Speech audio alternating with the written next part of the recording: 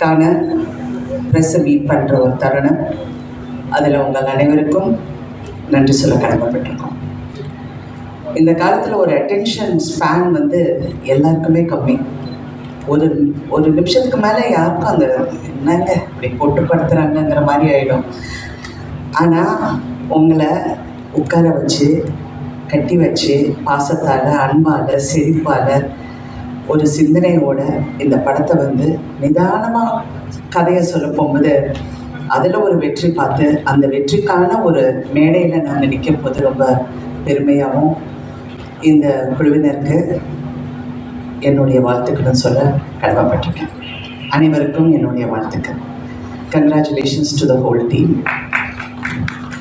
ஜீவி அங்கேருந்து மம்மிதா அங்கே கேட்குது, என்ன இப்படி பேசுகிறாங்க, இன்னும் வரல, இறங்குறேன். மம்மி, நான் அவங்கள செல்லம்மா மம்மின்னு கூப்பிடுவேன். இந்த கதை வந்து முதல் முறையாக வெங்கி வந்து என்கிட்ட சொன்னப்ப என்கிட்ட அப்படியே ஒரு சீனாக சொல்லப்போ வந்து நான் கேட்டேன், வெங்கி சூர்யா இந்த சீனெல்லாம் பண்ண ஒத்துக்கிட்டாரு அப்படின்னு. ஏன்னா நான் இவ்வளோ வருஷம் நடிச்சிருக்கேன், நான் எவ்வளோ ஹீரோஸை பார்த்துருக்கேன், அவங்கெல்லாம் எப்படி திங்க் பண்ணுவாங்கன்னு அவங்க சொல்லலைனால நமக்கு தெரிகிற அளவுக்கு ஒரு அறிவு இருக்குது.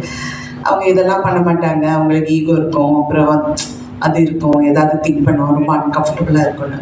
Sure that Surya is doing the scenes. Yes ma'am, yes he's doing அப்படின்னா வாவ் அப்படின்னு.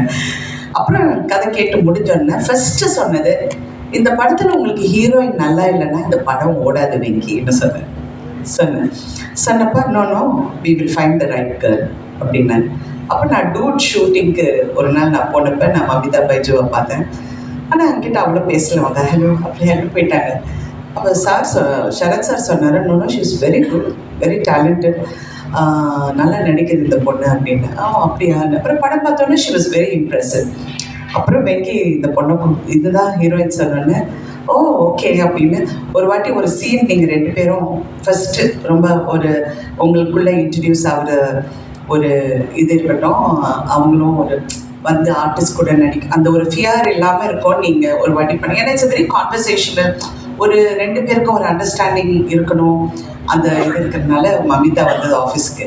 ஸோ சீன் பேப்பர் கொடுத்தாரு, 2 பேரும் அந்த சீனை படிச்சுட்டு இது படிச்சுட்டு வந்து உட்காந்து 2 பேரும் அந்த சீன் சொல்லி ஃபர்ஸ்ட் பேஜ் படிச்சோன்னே நான் வச்சுட்டேன், okay Venky correct heroine, she is very good, நல்லா grasping power, she is acting very well அப்படின்னு சொல்லி போயிட்டேன். ஆக்சுவலி வெங்கி கூட வந்து வாத்தி படத்தில் தான் ஃபஸ்ட்டு சேர்ந்தேன். அது வந்து பெரிய ஹிட். அதுக்கப்புறம் லக்கி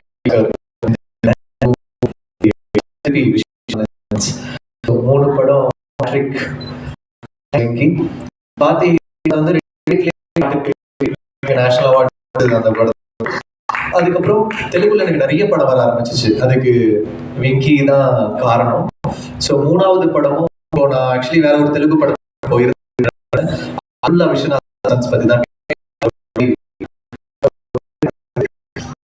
அங்க வந்து ஏன்னா இப்ப நம்ம போய் ஒரு படம் ஹிட் நம்ம போய் அண்ணா எப்படி இருக்கு நான் படம் அப்படின்னு நம்ம கேட்கறதுக்கும், அவங்களாம் வந்து விஸ்வநாதன் சார் செம்மையா இருக்குங்க சூப்பரா இருக்குங்கன்னு சொல்லும் போது அதுதான் உண்மையா சக்சஸ் தான் நினைப்பேன். ஏன்னா நம்ம போய் கேட்டோம்னா ஓகே அதுல ஒன்றும் இல்லை, பட் நம்ம போற இடத்துலலாம் அவங்க அந்த படத்தை பத்தி வந்து பேசுறாங்க அப்படின்ற போது அது ரியல் சக்சஸ் அப்படின்னு நான் நினைப்பேன். ஸோ அந்த மாதிரி எங்க போனாலும் ஹைதராபாடா இருக்கட்டும், ஆந்திர பிரதேஷ், கேரளா, ஓவர்சீஸ்ல வந்து ரொம்ப ரொம்ப ரொம்ப நல்லா பண்ணியிருக்கு இந்த படம்.